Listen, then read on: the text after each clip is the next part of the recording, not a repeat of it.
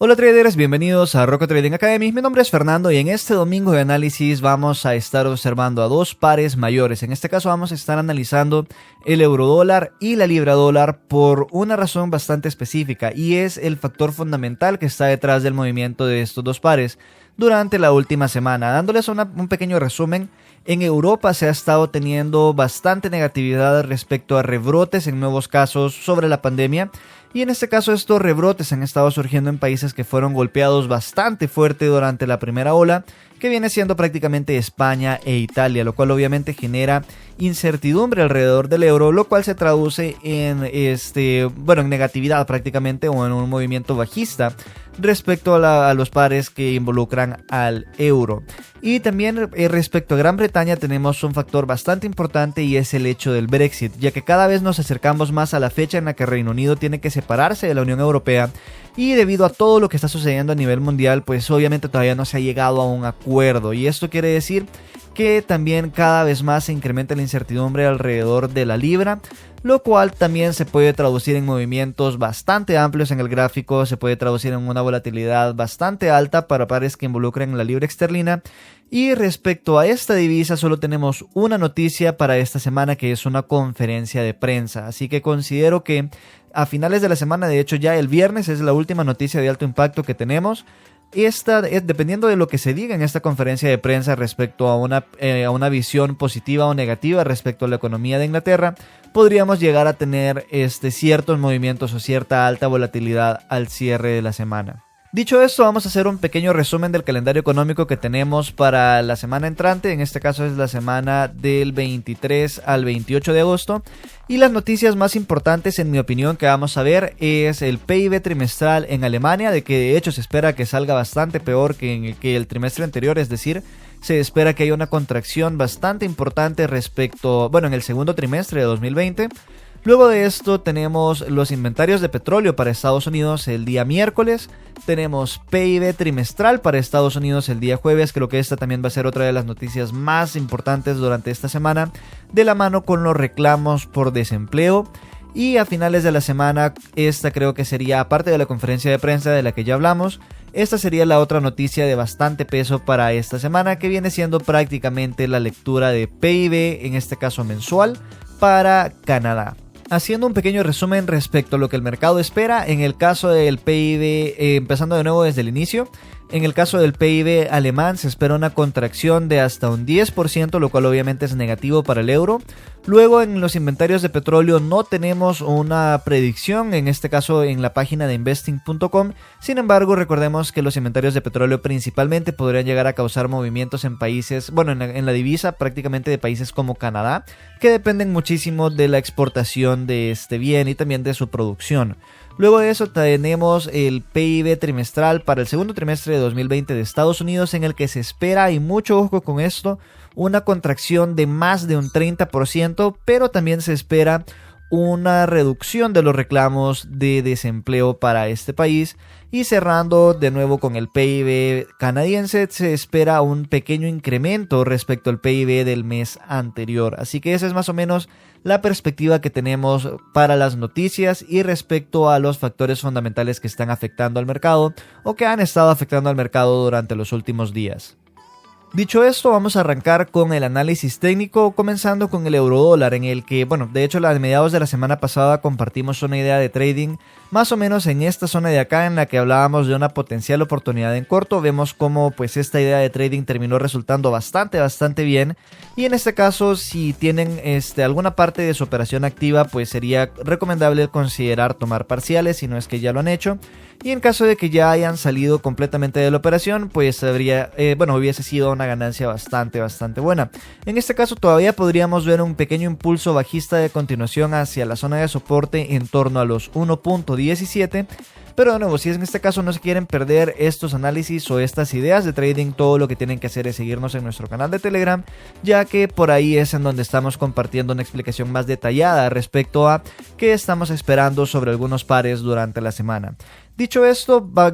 respecto a una perspectiva un poco más macro, vemos como en el eurodólar todavía estamos en un rango de consolidación aparente luego de un rally alcista bastante desarrollado. Y en este caso, dependiendo de cómo resulte la semana para el euro, que de entrada estamos esperando lecturas bastante negativas, podríamos ver básicamente dos escenarios. El primero de ellos es una continuación en el sentimiento bajista, en el que el euro pues prácticamente continúa bajando a raíz de los datos económicos decrecientes o en detrimento, y también respecto al miedo sobre nuevos brotes de contagio, y esto nos podría llevar inicialmente a la parte inferior del rango de lateralización que tenemos en el mercado, que en este caso sería en torno a los 1.17, y en caso de que el mercado continúe con una perspectiva negativa o una perspectiva bajista frente al euro, podríamos incluso ver un movimiento extendido que nos lleve a la zona psicológica que está en torno a los 1.15, que nos coincide con esta zona de soporte diario. En este caso, si el mercado visita esta zona de acá, considero que podría haber una posibilidad relativamente alta de ver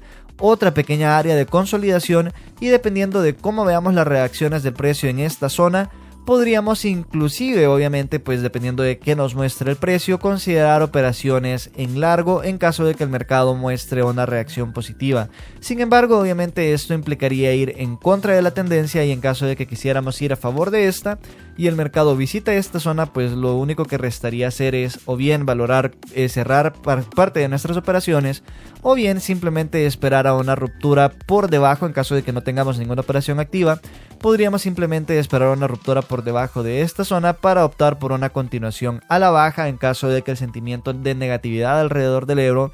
euro sea sostenido. Dicho esto, vamos a hablar ahora respecto a una perspectiva alcista en caso de que tengan una noción positiva alrededor de la economía de la zona euro. Y en este caso, si vemos datos positivos frente a Europa, prácticamente lo que podríamos esperar es inicialmente una visita a la zona superior de la zona de lateralización en la que estamos actualmente. Esto es alrededor del nivel psicológico del 1.19, y si el mercado lo logra romper y continuar al alza, es probable que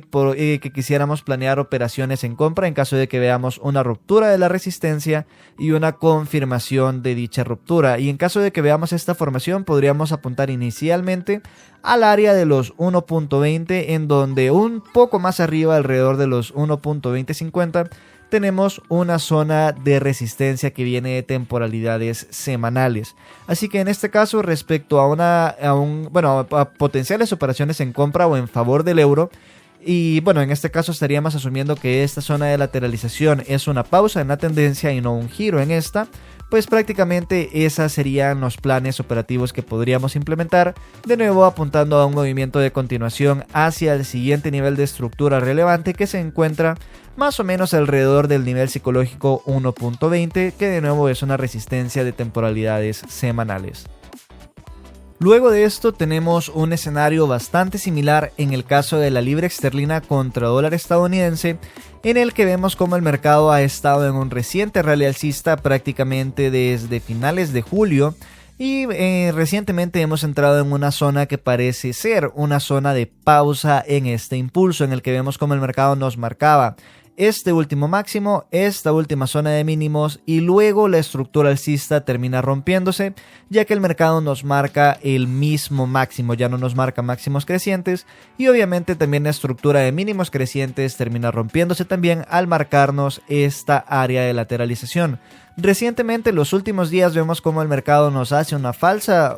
ruptura por sobre de esta zona. Sin embargo, el mercado termina rebotando en la zona psicológica del 1.32 a 1.3250, área en la que tenemos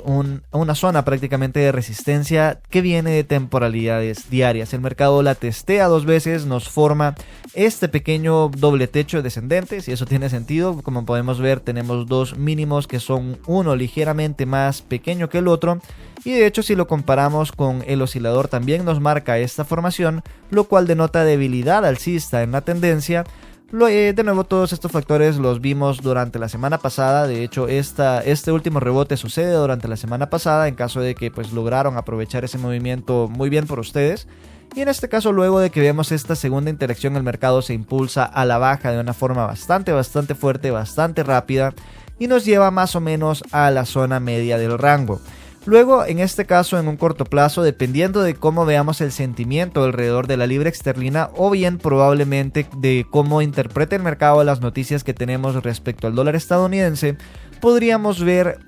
prácticamente dos situaciones. La primera de ellas podría ser una continuación bajista en caso de que en general durante la semana veamos positividad alrededor del dólar estadounidense. En este caso podría ser a raíz de una contracción no tan grande respecto a lo que se esperaba en el PIB, puede ser también con la reducción de reclamos por desempleo y todos esos factores fundamentales, lo cual de nuevo llevaría fuerza de compra o fortalecería el dólar estadounidense, lo cual se traduciría en un movimiento bajista en esta gráfica. En este caso, si el mercado nos hace una ruptura de este rango, de la parte inferior o de la zona de soporte del rango, mejor dicho, que se encuentra más o menos en torno a los 1.30, es probable que querramos apuntar a operaciones a la baja. En este caso, esta zona de soporte nos coincide con el 23.6 de Fibonacci, así que de ver una ruptura clara sería un signo bastante positivo para operaciones en continuación bajista, y podríamos hablar inclusive de una proyección hasta a largo plazo, obviamente,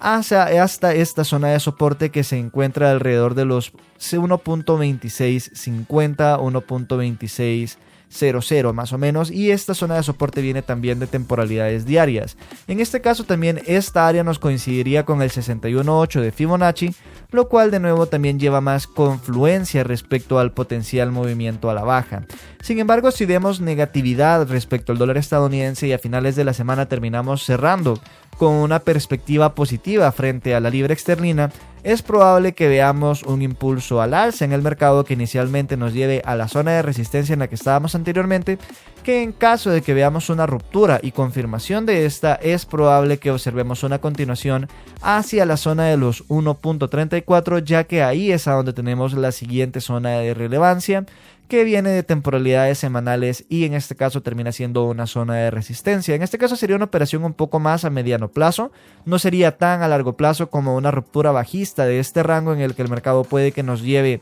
hasta la zona de los 1.26, pero en este caso igual sería de esperar respecto a un